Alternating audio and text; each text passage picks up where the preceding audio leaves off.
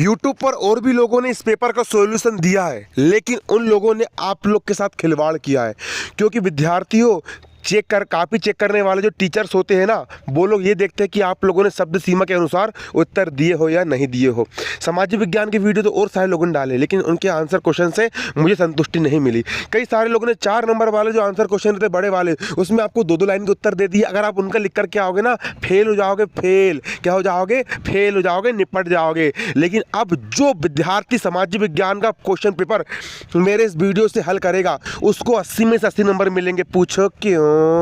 बेटा इसीलिए मिलेंगे क्योंकि मैंने ये जो सामाजिक विज्ञान का ये सॉल्यूशन बनाया हूं ना, कक्षा 10वीं मध्य प्रदेश राज्य के विद्यार्थी प्री बोर्ड परीक्षा 2022 विषय सामाजिक विज्ञान, एमपी बोर्ड कक्षा 10वीं प्री बोर्ड परीक्षा सामाजिक विज्ञान, तुमको 80 में से 80 नंबर इसलिए मिलेंगे क्योंकि इसके जो बड़े वाले आंसर क्वेश्चन है, 4 नंबर वाले, 3 नंबर वाले, 2 नंबर वाले, मैंने 3-3, 4-4 गाइड से उनको निकाला हूं और निकाल करके फिर अपनी वेबसाइट पर टाइप किया हूं, फिर आपको सॉल्यूशन दे रहा हूं। इसलिए अगर तुम लोगों ने इस वीडियो को खोल लिए हो ना, तो समझ लो कि तुम बहुत किस्मत वाले हो। तो चलिए शुरू करते हैं बच्चा मुन्ना। चलो, तो प्री बोर्ड परीक्षा 2022 कक्षा 10वीं विषय सामाजिक विज्ञान, 3 घंटे का आपके पास यहाँ पर समय है। पेपर मिला लो एक बार। सब पेपर संतुष्टि के लिए मिलाना बहुत जरूरी है। हम तो अपने तरफ से पूरी सावधानी बरत रहे हैं, लेकिन आप भी मिलाओ। पेपर को सामने रखो और किताब भी सामने रखो और फिर मोबाइल सामने रखो मेरा इस वीडियो वाला। फिर इससे वीडियो को पोस्ट करते जाओ, फिर लिखते जाओ, फिर पोस्ट करते जाओ, फिर लिखते जाओ। ठीक है, आपका यहाँ पर ये है निम्नलिखित में से ज्वारी ऊर्जा किस प्रकार का संसाधन नहीं है। ये देखिए, ये वाला आपका पेपर है। ठीक है, ये पेपर है। ठीक है, चलिए इस पेपर को यहाँ पर हम सोल्व करने वाले हैं। तो चलिए शुरू करते हैं। आप यहाँ पर देख सकते हो ये, ठीक है ना, ये पूरा टाइप किया हूँ, अपने हाथों से टाइप किया हूँ। रे रात 4-5 घंटे लगे इस पेपर को बनाने में। तुम लोग को आयता बना करके दे रहा हूँ, लेकिन फिर भी तुम लोग इतने नालायक हो कि लाइक नहीं करोगे और सब्सक्राइब नहीं करोगे, किसी को शेयर भी नहीं करोगे, है ना। तो देखिए, है ना, तो देखिए प्री बोर्ड परीक्षा सामाजिक विज्ञान ये पूरा हल है।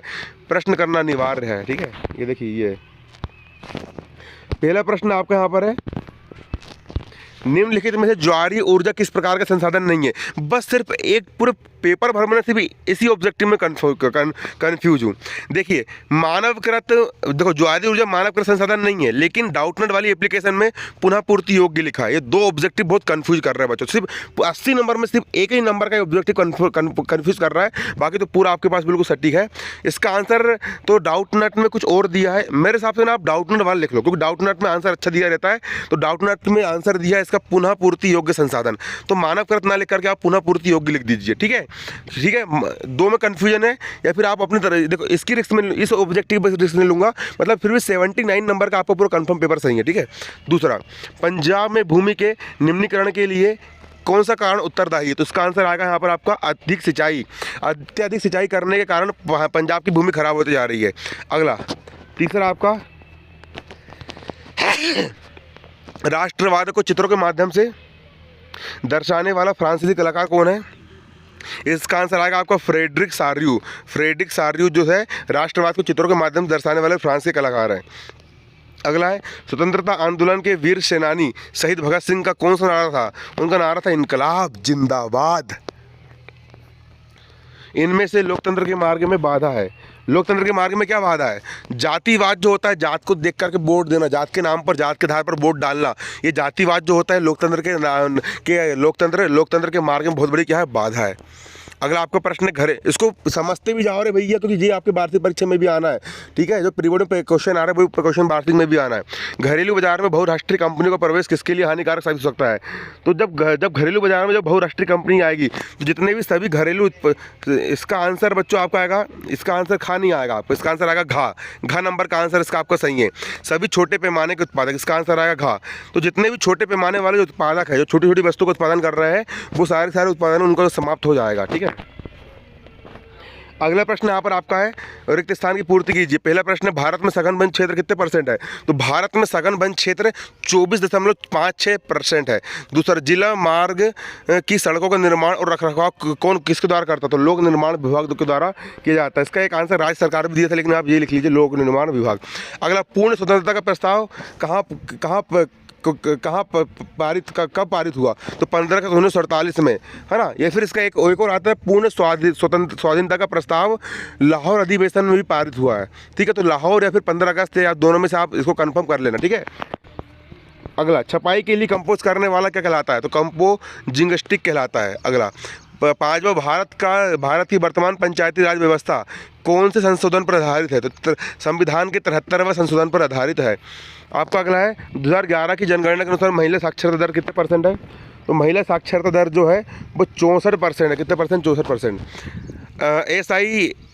ISI का सुरक्षा चिन्ह है, किसका है? हॉलमार्क का सुरक्षा चिन्ह है। अगला, सही जोड़ी बनाइए। सही जोड़ी आप देख सकते हो, मैं आपको सीधा आंसर दिखा रहा हूँ, सही जोड़ी के आंसर, ठीक है। इस सही जोड़ी के आप आंसर यहाँ पर देख सकते हो। आपका पहला जो है सही जोड़ी, पहले का आंसर आएगा आपका, पहली सही जोड़ी का आंसर आएगा आपका चौथा, चुनट्टों से कपड़े सीने वाला, इसको हम स्टेपलाइजर कहते हैं, ठीक है ना। दूसरा का आंसर आएगा आपको बोबिलिया। तीसरे का आंसर आएगा एक श्रीलंका। चौथे का आंसर आएगा, सही जोड़ी में है ना, आमने सामने करके तुम लिखना अच्छे से, लिखना अच्छे से, ऊँट छाटने वाला। देखिए प्रीबोर्ड के नंबर तुम्हारे ना बाहर से परीक्षा में जुड़ेंगे बच्चों, इसलिए जल्दबाजी नहीं करना है, बिल्कुल जल्दबाजी तो करना ही है, लेकिन अच्छे से अच्छा आंसर लिखना है आप लोग को, ठीक है। यूट्यूब से आप संतुष्ट ना हो, मेरे वीडियो से आप संतुष्ट हो जाओगे, मैंने बहुत बड़े बड़े आंसर दिया हूँ, ठीक है। लेकिन अगर कई सारे बच्चे लोग क्या कर रहे हैं, आयता मिल रहा है, लेकिन यूट्यूब पर फर्जी वीडियो देख करके वो पेपर गलत करके जा रहा है। अच्छे वीडियो देखो। अगला, पांचवें का आंसर आएगा पहला चीन, छठवें का आंसर आएगा अहमदाबाद। अगला आपका है, एक शब्द एक वाक्य में आपको यहाँ पर एक निम्नलिखित प्रश्नों के एक शब्द एक वाक्य में उत्तर दीजिए, ठीक है। अच्छे से बिल्कुल क्रमांक सही डालना, अथवा का आंसर कर रहे तो अथवा का अथवा डालना, मुख्य कर रहे तो मुख्य का मुख्य करना, अच्छे से करना बिल्कुल पेपर, ठीक है। अच्छे से मिलाना, 10 बार मिलाना, और मिलाने के बाद फिर जब तक पूरा 100% श्योर ना हो जाओ कि हमने पूरा सही लिख करके आए हैं, तब तक पेपर जमा मत करना। पहला प्रश्न है आपका, मरुस्थलीय मृदा का रंग कैसा होता है? तो मरुस्थलीय मृदा का रंग होता है धूसर, रंगी, भूरी, लाल, ईट लाल जैसी। आपका दूसरा, सिंहों का प्राकृतिक आवास स्थल कहाँ पर है? तो सिंहों का प्राकृतिक आवास स्थल गिर नेशनल पार्क में है। अगला, जाल वेराइन क्या था? तो जाल वेराइन यह एक जर्मन शुल्क संघ था। जाल वेराइन क्या था? जर्मन शुल्क संघ था। जाल वेराइन एक जर्मन शुल्क संघ था। अगला आपका चौथा है, कॉर्न लॉ क्या था? कॉर्न लॉ क्या था? सरकार ने बड़े भूस्वामियों के दबाव में कानून पास करके मक्के के आयात पर रोक लगा दी। जिससे कानून की सहायता से मक्के के आयात पर रोक लग गई थी, उसे ही कॉर्न लॉ कहा गया था। कॉर्न मतलब होता है मक्का का लॉ, है ना। आपका अगला प्रश्न है, यूरोपीय संघ का मुख्यालय कहाँ स्थित है? तो यूरोपीय संघ का मुख्यालय आपका बुसेल्स में स्थित है। अगला प्रश्न, शपथ पत्र से क्या आशा है? उत्तर, शपथ पत्र या हलफनामा किसी व्यक्ति द्वारा लिखित रूप से स्वेच्छा से ली गई तथ्यात्मक घोषणा है। घोषणा किसी ऐसे व्यक्ति के समक्ष ली जाती जो विधि द्वारा उसके लिए अधिकृत हो, जैसे नोटरी पब्लिकेशन, ऑथर, कमिश्नरी। शपथ पत्र में शपथकर्ता शपथ लेकर बयान देता है कि वह जो कुछ भी जानकारी दे रहा है सच है। वो बोलते हैं ना अपन पिक्चर में देखे, गीता पे हालत कसम खाना, कि मैं जो कहूँगा, सच के सिवा घंटा कुछ नहीं कहूँगा। आपको अगला प्रश्न 6वें नंबर का, 7वें नंबर का, भारत में सर्वाधिक साक्षर राज्य कौन सा है? तो इसका आंसर आएगा केरल। भारत में केरल राज्य सबसे अधिक साक्षर है। आपका प्रश्न 5 है, निम्नलिखित प्रश्नों के सत्य बताइए। पहला, महासागरीय जल अलवणीय होता है, असत्य, है ना। अगला, मार्टिन लूथर प्रोटेस्टेंट धर्म के सुधारक थे, सत्य। अगला आपका है,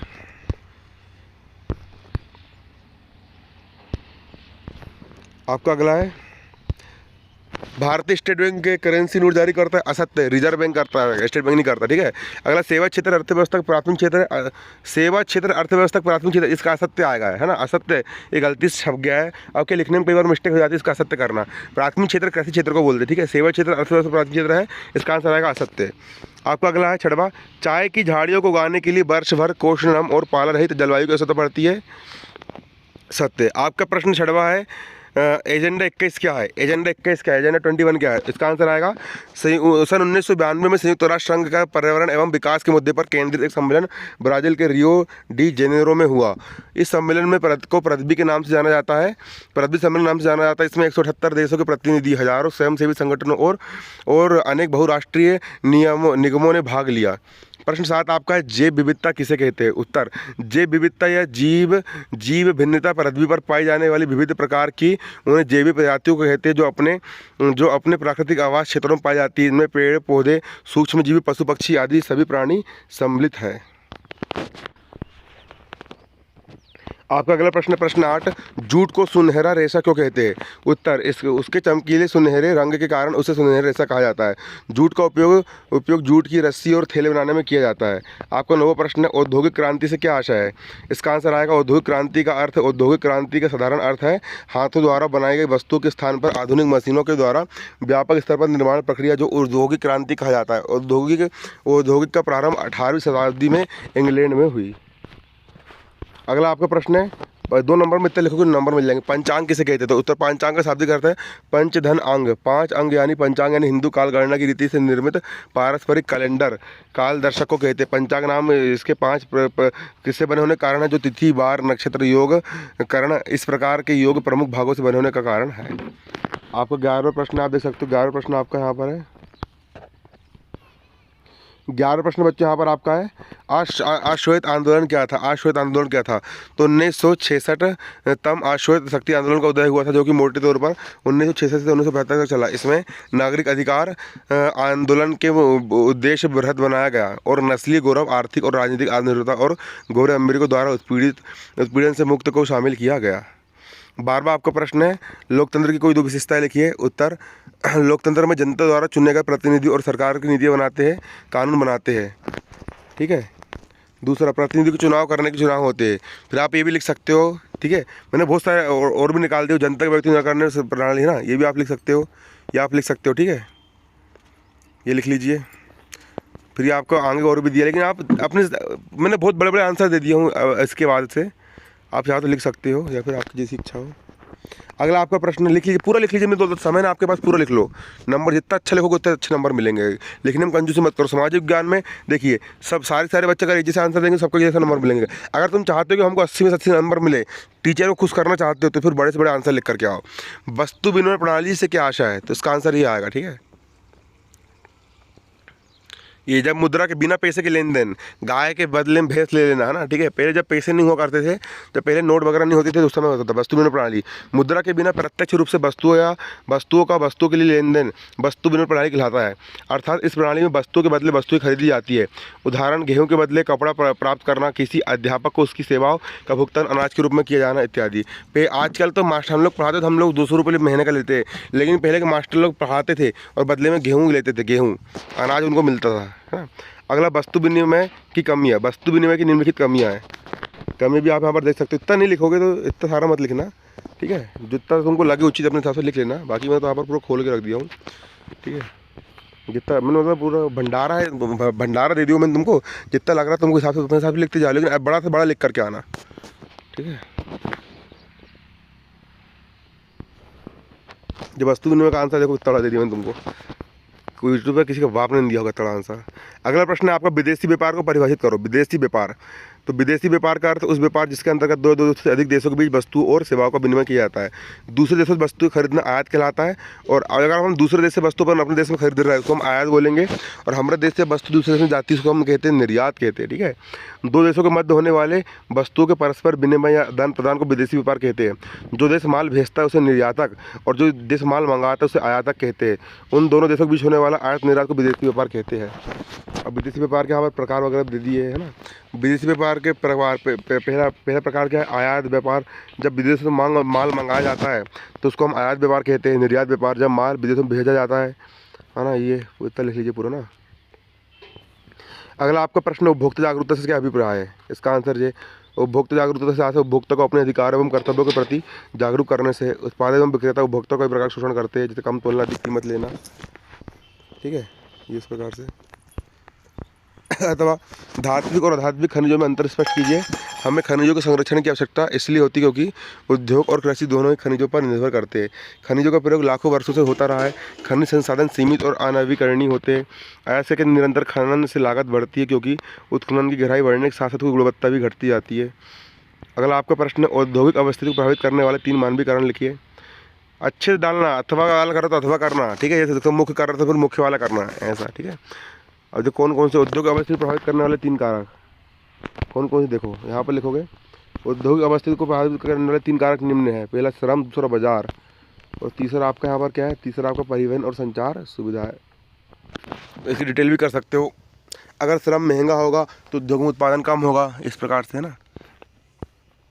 अगला प्रश्न आपका यहाँ पर है, ईस्ट इंडिया कंपनी ने भारत में बुनकरों पर निगरानी रखने के लिए गुमाश्तों को क्यों नियुक्त किया, अथवा सूरत बंदरगाह 18वीं सदी के अंत तक हाशिए पर पहुंच गया, से स्पष्ट कीजिए। तो इसका मुख्य कार्य ईस्ट इंडिया कंपनी वाला ना, ईस्ट इंडिया कंपनी कपड़ा उत्पादन और व्यापार एकाधिकार पर नियंत्रण करना चाहती थी, अतः उसने गुमाश्तों की नियुक्ति की जो बुनकरों की निगरानी रखते थे और कच्चा माल खरीदने के लिए उन्हें पेशगी के रूप में कर्जा देते थे। ईस्ट इंडिया कंपनी ने भारतीय व्यापारियों और दलालों की भूमिका को समाप्त करने तथा बुनकरों पर अधिक नियंत्रण स्थापित करने के विचार से वेतनभोगी कर्मचारियों को अपना माल तैयार करने ना दे सके। उसके बाद तैनात कर दी जिन्हें गुमाश्ता कहा जाता था। इन गुमाश्तों को अन्य प्रकार के काम सौंपे गए। ये लिख लो पूरा ना, मुंह दुखने लगा बोल बोल के।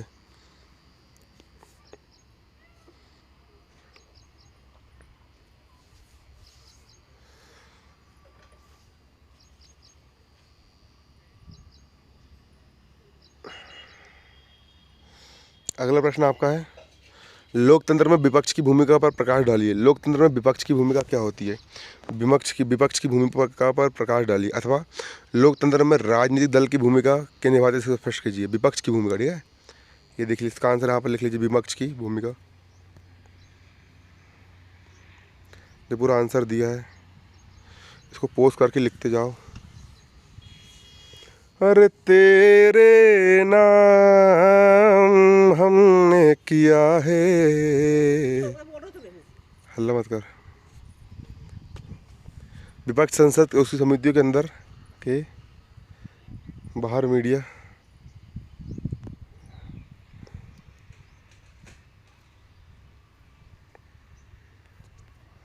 ये लिख लो पूरा, छाप छाप छाप छाप दो बेटा। क्या बोल रही तू, काहे?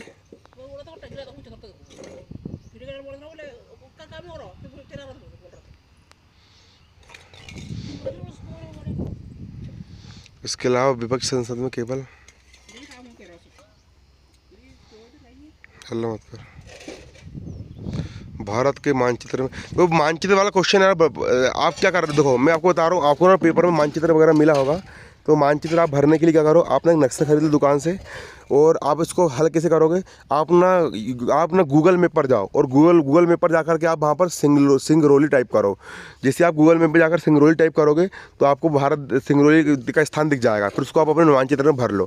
फिर कल पक्कम टाइप करो गूगल मैप में जाकर के, और फिर तारापुर टाइप करो, फिर यहाँ पर बेला डीडा टाइप करो। जैसे तुम इसको टाइप कर दोगे तो फिर तुमको यहाँ पर मतलब कि नक्शा में तुमको दिख जाएगा, और तुम उसको स्थान को चिन्हित कर लेना नक्शा में, और उसको भर लेना। बहुत आसान है ना, ठीक है, उसको आप खुद करना, ठीक है।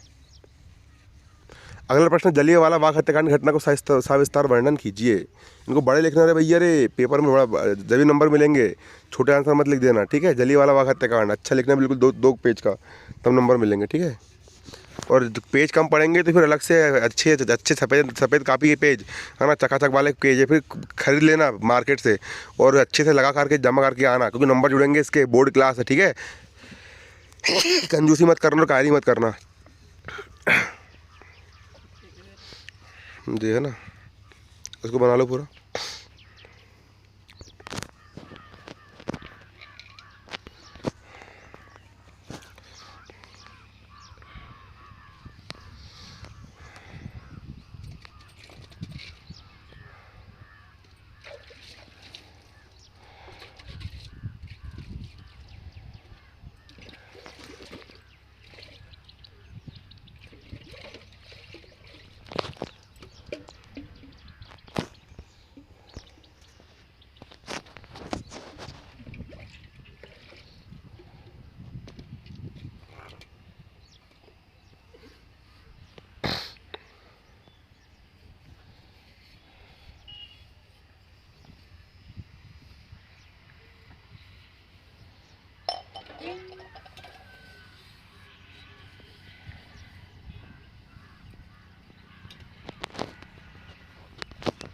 ये पूरा जलियांवाला बाग हत्याकांड का आंसर है ये पूरा।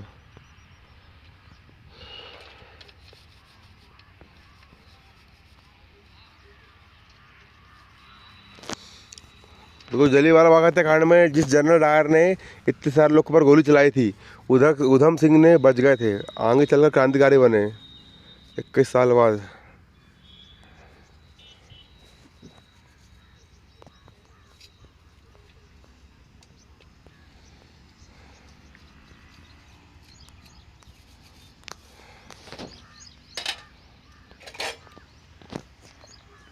अगला प्रश्न आपका, लोकतंत्र के समक्ष चुनौतियाँ कौन कौन सी है, अथवा राजनीतिक सुधारों के लिए कौन कौन से कदम उठाए जाना चाहिए। लोकतंत्र के समक्ष चुनौती ये लिखा पूरा आंसर, ठीक है, पूरा लिख लो। 3 चुनौती है। पहला पॉइंट डाला, आधार तैयार करने की चुनौती ये है।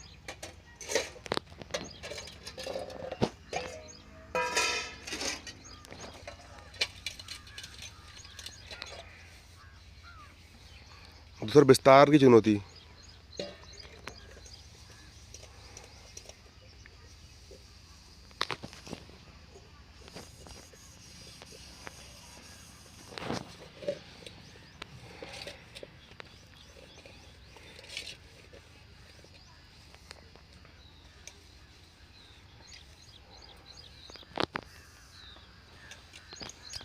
ये लिख लो पूरा। वस्तु के मानकीकरण का अर्थ क्या है, विभिन्न उत्पादों प्रतीक लिखी है ना, ये मानकीकरण।